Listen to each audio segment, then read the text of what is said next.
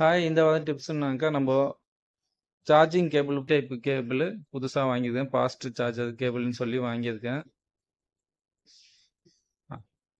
அதை டெஸ்ட் பண்ணுறதுக்காண்டி என்னோட பழைய கேபிளையும் மொபைலோட வந்த பழைய கேபிளையும் எடுத்து வச்சிருக்கேன். பாருங்க, இப்போ கனெக்ட் பண்ணிட்டேன். கனெக்ட் பண்ணி பாருங்க, அந்த 87% அப்படியே இருக்கு. கடகடன்னு நம்ம ஸ்க்ரீன் ஆஃப் ஆகிறதுக்குள்ளேயே கடகடன்னு ஏறுது. இதுதான் டிஃப்ரென்ஸு. பார்த்து வாங்கிக்கிங்க. தேங்க்ஸ். ஹாய் இந்த வாரம் டிப்ஸ்னாக்கா நம்ம சார்ஜிங் கேபிள் போயிடுச்சுனாக்கா மொபைலுக்கு நம்ம புதுசாக வாங்கி போட்டாலும் நம்ம பழைய சார்ஜர் கேபிள் மாதிரி ஏறாது.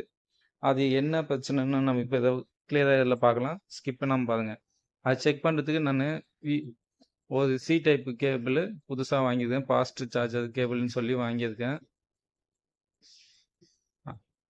அதை டெஸ்ட் பண்ணுறதுக்காண்டி என்னோட பழைய கேபிளையும் மொபைலோட வந்த பழைய கேபிளையும் எடுத்து வச்சுருக்கேன். ஃபஸ்ட்டு வந்து நம்ம பழைய கேபிளை கனெக்ட் பண்ணி பார்க்கறதுக்கு நம்மள சூப்பர் சார்ஜர் 33 வாட்ஸு இந்த அடாப்டரில் இதை செக் பண்ணால் தான் நம்மளுக்கு அது க்ளீனாக தெரியும். அதோட நம்மளோட மொபைலும் சூப்பர் சார்ஜ் சப்போர்ட் பண்ணக்கூடிய மொபைலாக இருக்கணும். பாருங்கள், இது இந்த புது கேபிளை நான் கனெக்ட் பண்ணுறேன். கனெக்ட் பண்ணி பார்த்தாக்கா சார்ஜ் பர்சன்டேஜில் ஏறும். அதே கொஞ்சம் கொஞ்சமாக ஏறும். ஒவ்வொரு பர்சன்டேஜாக ஏறிட்டு இருக்கும்.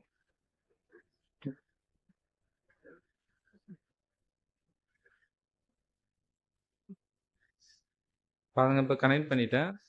கனெக்ட் பண்ணி பாருங்க, அந்த 87% அப்படியே இருக்கு. ஸ்க்ரீன் ஆஃப் ஆகிறதுக்குள்ள அதே பர்சன்டேஜில் தான் இருக்கு. பழைய கேபிள் கனெக்ட் பண்ணி காட்டுறேன் பாருங்க. இதை நீங்கள் சார்ஜர் வாங்கிறதுக்கு முன்னாடியே செக் பண்ணி வாங்கிக்கிங்க. பாருங்கள், இது கடகடன்னு நம்ம ஸ்க்ரீன் ஆஃப் ஆகிறதுக்குள்ளேயே கடகடன்னு ஏறுது.